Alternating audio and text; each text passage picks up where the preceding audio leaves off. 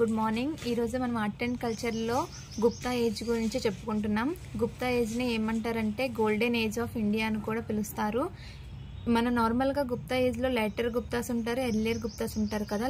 Later Guptas అన్నవారు ruled by Hindus, ఇంకా earlier Guptas ruled by Gupta rulers. వాళ్ళు ఏంటంటే బుద్ధిస్ట్ ఆర్కిటెక్చర్ని ఎన్గ్రేవ్ చేశారు. లేటర్ గుప్తాస్ అన్నవారు హిందూస్ కాబట్టి హిందూ ఆర్కిటెక్చరు. ఎక్కువగా మనకు తెలుసు కదా, వర్ణ సిస్టమ్ అనేది చాతుర్వర్ణ సిస్టమ్. బ్రాహ్మణ్స్, వైశ్యాస్ వాళ్ళు ఉంటారు. అందులో అప్పట్లో హిందూ రూలర్స్ అంటే బ్రాహ్మణికల్ రూలర్స్. వాళ్ళు ఎలాంటి ఆర్కిటెక్చర్ అంటే exemplary architecture, tolerance. Exemplary tolerance అంటే ఒక టెంపుల్స్ని కొలాప్స్ చేసి కట్టకుండా వాళ్ళు ఓన్గా ఒక ప్లేస్లో కన్స్ట్రక్ట్ చేసేవారు. ఇంకా వాళ్ళు ఎక్కువగా 3 ప్రిన్సిపల్ డైటీస్ని బేస్ చేసుకుని ఆర్కిటెక్చర్స్ ఉంటాయి. ఎక్కువగా విష్ణు, శివ, శక్తి, ఈ త్రీ డైటీస్ మాత్రమే వాళ్ళు ఆర్కిటెక్ట్ చేసేవాళ్ళు. విష్ణు అనేది సెంట్రల్ అండ్ నార్త్లో కన్స్ట్రక్ట్ చేశారు, ఎక్కువగా మనకి కనిపిస్తాయి. శక్తి అనే డైటీ అన్నది ఇంకా సౌత్ వెస్ట్లో కూడా ఉంటుంది, at Malabar Coast and east. Shiva అనేది సౌత్, శివ సౌత్. ఇంకా నెక్స్ట్ ఫ్రెండ్స్, నార్మల్గా గుప్తా ఏజ్లో ఆర్ట్ అండ్ ఆర్కిటెక్చర్ అంటే ఈ గుప్తా ఏజ్లో 2 టైప్స్గా క్లాసిఫై చేస్తారు, ఆర్కిటెక్చర్ అండ్ స్కల్ప్చర్స్ అని. ఆర్కిటెక్చర్లో కేవ్స్ ఉంటాయి, స్తూపాస్ ఉంటాయి. కానీ మోస్ట్ ఇంపార్టెంట్ వచ్చేటప్పటికి కేవ్సే. స్తూపాస్కి అంత ఇంపార్టెన్స్ ఏమి ఉండదు మనకి. ఎక్కువగా ఈ గుప్తా ఏజ్లో స్తూపా ఏంటంటే దమిక్ స్తూపా. అది ఎక్కడుందంటే సారనాథ్, యూపీలో ఉంది. సారనాథ్ యూపీలో. దానికి ఇంపార్టెన్స్ ఏంటి అంటే బుద్ధ ఎన్లైట్మెంట్ అయిన తర్వాత అతని ఫస్ట్ సెరమనీ అనేది సారనాథ్ యూపీలోనే పెట్టారు. సో మనం ఎక్కువ గుర్తుపెట్టుకోవాల్సింది ఈ దమిక స్తూపా ఎక్కడుందని గుర్తుపెట్టుకోవాలి. నెక్స్ట్ స్కల్ప్చర్స్ వచ్చేటప్పటికి ఎగ్జాంపుల్ సుల్తాన్గంజ్ బుద్ధ. ఇది ఎక్కడుందంటే బీహార్లో ఉంది. ఆ ఐడియల్ మొత్తం అంటే ఆ సుల్తాన్గంజ్ బుద్ధ ఐడియల్ మొత్తం కోపర్తోనే మేడ్ చేసి ఉంటారు. నార్మల్గా అది ఎక్కడ ఉంటుందంటే సారనాథ్ టెంపుల్ ఉంటుంది కదా, సారనాథ్ టెంపుల్ చుట్టుపక్కల ఈ యొక్క బుద్ధ అనేది మనకు కనిపిస్తుంది. ఈ యొక్క స్కల్ప్చర్స్ దేని యూజ్ చేస్తారంటే దానికి క్రీమ్డ్ కలర్ శాండ్స్టోన్ యూజ్ చేస్తారు కన్స్ట్రక్షన్కి. ఇంకా మెటల్స్ కూడా యూజ్ చేస్తారు. నెక్స్ట్ మనం ఇక్కడికి వస్తే కేవ్స్లోకి వచ్చేసరికి మనకు మొత్తం 6 కేవ్స్ ఉన్నాయి. 6 కేవ్స్లో మనకి ఆ 6 కేవ్స్ కూడా మురల్ పెయింటింగ్స్ ఉంటాయి. మురల్ పెయింటింగ్ మనకు డిఫరెంట్ టైప్ ఆఫ్ పెయింటింగ్స్ ఉంటాయి. దానిలో మురల్ పెయింటింగ్స్ అంటే ఏంటంటే ఓన్లీ రాక్స్ పైన ఎన్గ్రేవ్ చేస్తారు ఆ యొక్క ఆర్కిటెక్చర్ అన్నది. ఎక్కువగా మనకి మురల్ పెయింటింగ్స్ అజంతా అండ్ ఎల్లోరాలో కనిపిస్తాయి. నెక్స్ట్ ఇప్పుడు మనం ఈ 6 చెప్పాం కదా, 6లో ఫస్ట్ మనము అజంతా గురించి డిస్కస్ చేద్దాం. అజంతా అంటే ఇక్కడ ఏ కాబట్టి అది ఎక్కడుందంటే ఔరంగాబాద్. ఓకే, ఇలా గుర్తుపెట్టుకోండి. అజంతా ఔరంగాబాద్, మహారాష్ట్ర. ఇక్కడ సహ్యాద్రి రేంజెస్ మధ్యలో ఈ కేవ్స్ ఉంటాయి. ఆ రేంజెస్ త్రూగా ఫ్లో అయ్యే రివర్ ఏంటంటే వాఘోరా రివర్, అది ట్రిబ్యూటరీ ఆఫ్ గోదావరి. నెక్స్ట్ మనం ఈ నెంబర్ కంపల్సరీ గుర్తుపెట్టుకోవాలి. అజంతా కేవ్స్ మొత్తం 29 కేవ్స్ ఉన్నాయి. అందులో 25 అంది విహారాస్, 4 అంది చైత్యాస్. విహారాస్, చైత్యాస్ అంటే బుద్ధిస్ట్ మాంగ్స్ వచ్చేటప్పుడు వాళ్ళకి విహారాస్ అని అప్పట్లో కన్స్ట్రక్ట్ చేస్తారు only for residential halls. Chaityas అంటే ప్రేయర్ హాల్స్.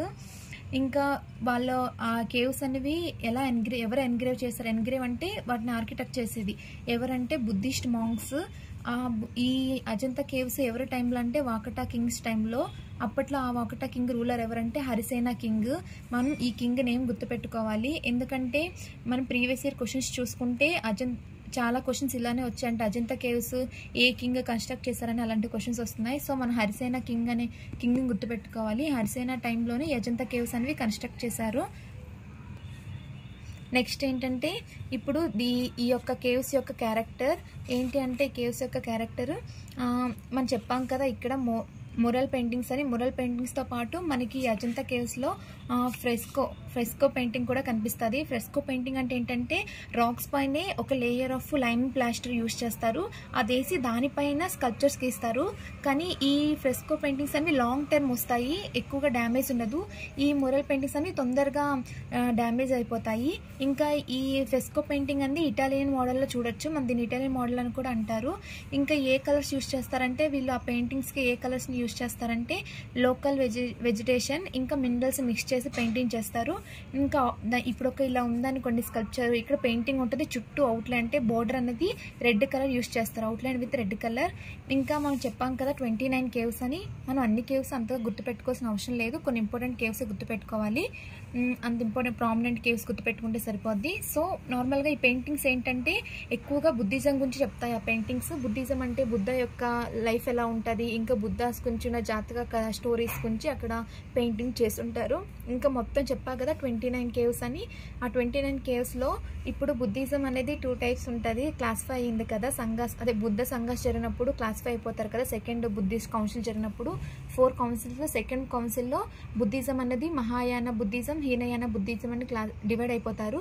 అందులో మహాయాన బుద్ధిజం అంటే ఐడల్ వర్షిప్ చేస్తారు, అంటే బుద్ధ ఐడల్ పెట్టి వాళ్ళు పూజలు చేస్తారు. హీనయాన అంటే వితౌట్ ఐడల్, ఓన్లీ జస్ట్ ఆ సోల్ని పూజ చేస్తారు. ఇంకా దీనిలో 29లో ఆ 24 అన్ని మహాయానకి రిలేటెడ్గా ఉంటాయి, 5 అన్ని హీనయానకి రిలేటెడ్గా ఉంటాయి.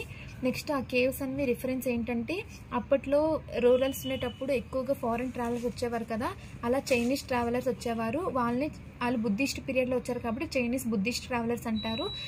ఎవరంటే పాహియాన్, హుయాంగ్ సాంగ్, వీళ్ళిద్దరి యొక్క బుక్స్లో మనం ఈ యొక్క అజంతా కేవ్స్ యొక్క ఇంపార్టెన్స్, వాటి యొక్క కన్స్ట్రక్షన్ గురించి వాళ్ళు క్లియర్గా ఎక్స్ప్లెయిన్ చేస్తున్నారు. ఇంకా నేను చెప్పాను కదా మనం అన్ని కేవ్స్ గుర్తుపెట్టుకోవాల్సిన అవసరం లేదని.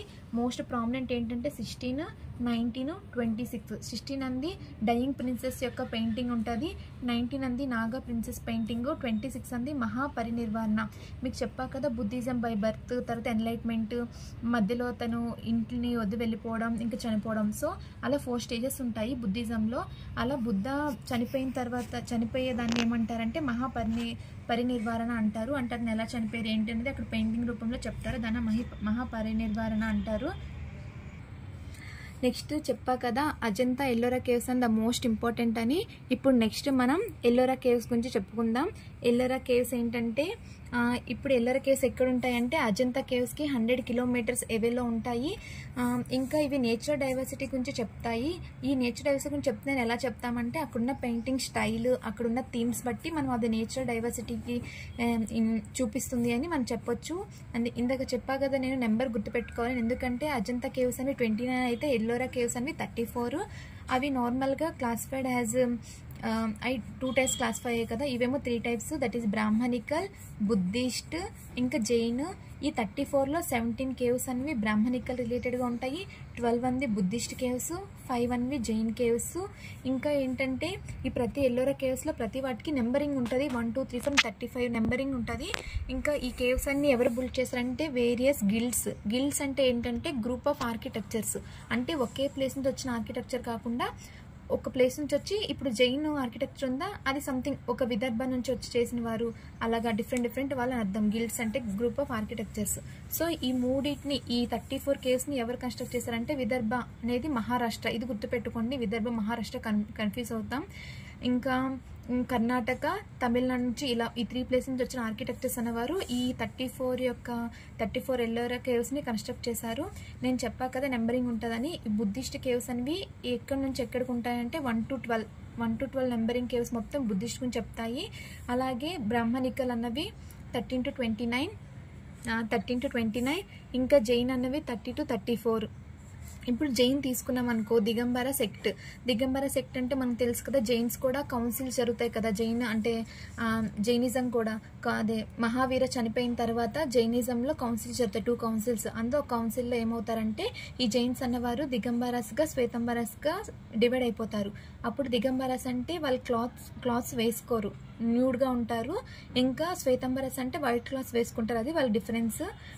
ఇంకా ఇది ఈ జైన్ కేవ్స్ అనేవి ఎవరి టైంలో అంటే ఇది గుర్తుపెట్టుకోండి, డైనాసిటీస్, యాదవ డైనాసిటీ టైంలో ఈ జైన్ యొక్క 5 కేవ్స్ అనేవి కన్స్ట్రక్ట్ చేశారు. దానిలో మన మోస్ట్ ప్రామినెంట్ కేవ్ ఏంటంటే 32 కేవ్, 33 కేవ్. 32 అంటే ఇందిరా సభ గురించి చెప్తుంది, 33 జగన్నాథ్ సభ. నెక్స్ట్ ఈ బుద్ధిస్ట్ కేవ్స్కి వచ్చేసరికి 1 to 12 అని చెప్పాను కదా. ఈ బుద్ధ బ్రాహ్మణికల్ అనేవి రాష్ట్రకూత డైనాసిటీ టైంలో ఎన్గ్రేవ్ చేశారు. 1 to 12లో most prominent 10th, 12th. ఓకేనా. 10th వచ్చేటప్పటికి చైత్య కేవ్. చైత్యాస్ అంటే ప్రేయర్ హాల్స్. 10th కేవ్ని ఏమని పిలుస్తారంటే విశ్వకర్మ కేవ్ అంటారు, కార్పెంటర్ కేవ్ అని పిలుస్తారు. అక్కడ ఇంపార్టెన్స్ ఏంటంటే బుద్ధ ఏ ఆసనంలో ఉంటాడంటే ధర్మచక్ర ముద్ర ఆసనంలో కూర్చొని వెనక బోధి ట్రీ ఉంటుంది. ఇంకా 12th కేవ్ అంది టీనాతాల్. టీనాతాల్ అంటే ఇది లార్జెస్ట్ మోనోస్టిక్. ఇంకా ఇది స్టోర్ బిల్డింగ్, అంటే first floor second floor 3-4 floors ఉంటాయి. ఇంకా ఈ టీనాతాల్లో 2 ప్యానెల్స్ ఉంటాయి. ఒకటి మనుష్య బుద్ధ, ఇంకోటి ధ్యాని బుద్ధ. మనుష్య బుద్ధ అంటే బుద్ధ పీపుల్స్తో ఉన్నప్పుడు అది మొత్తం పెయింటింగ్స్లో ఉంటాయి. ధ్యాని బుద్ధ అంటే అతను డిఫరెంట్ ముద్రాస్ వేసుకొని పెయింటింగ్స్ ఉంటాయి.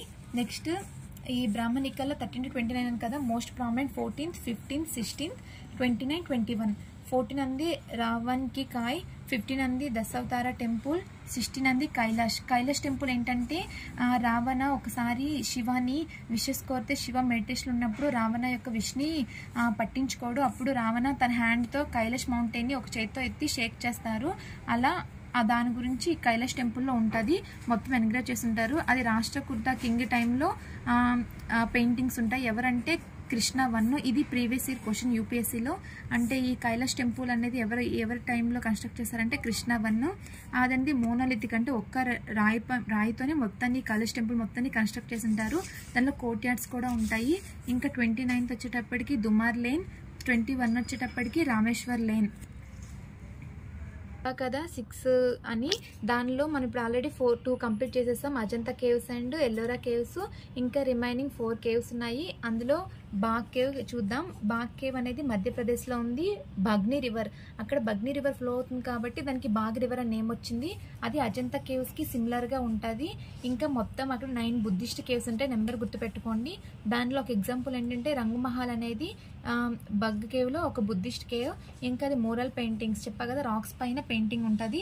ఇంకా ఈ జూనాగఢ్ కేవ్ అనేది గుజరాత్లో. మొత్తం 3 సైడ్స్లో ఈ జూనాగఢ్ కేవ్స్ని చూడొచ్చు.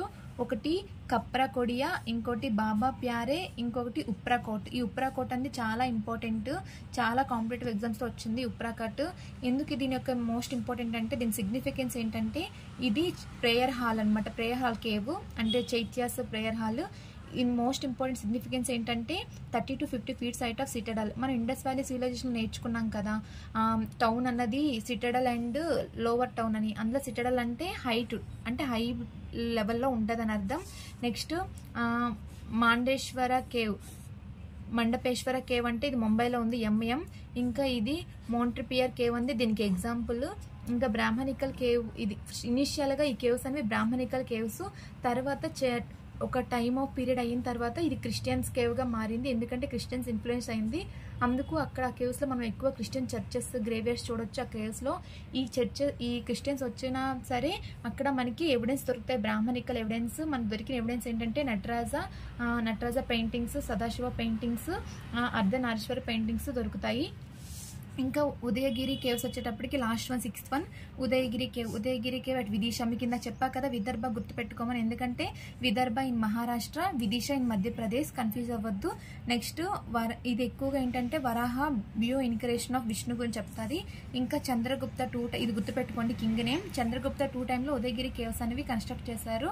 ఇంకా ఈ కేవ్స్ అనేవి ఎవరికి డెడికేటెడ్ అంటే శివ, నరసింహ, ఇంకా నారాయణ, స్కంద, ఈ 3 గాడ్స్కి డెడికేట్ చేశారు. Thank you friends. ఈరోజు మనం గుప్తా ఆర్ట్ అండ్ కల్చర్లో గుప్తా ఏజ్ని కంప్లీట్ చేసాము. మీకు నచ్చినట్టయితే సబ్స్క్రైబ్ చేయండి, లైక్ చేయండి, షేర్ చేయండి. ఏవైనా మిస్టేక్స్ ఉంటే కామెంట్ బాక్స్లో చెప్పండి ఫ్రెండ్స్. మీ సపోర్ట్ వల్ల ఇంకా చాలా వీడియోస్ చేస్తాను. Thank you.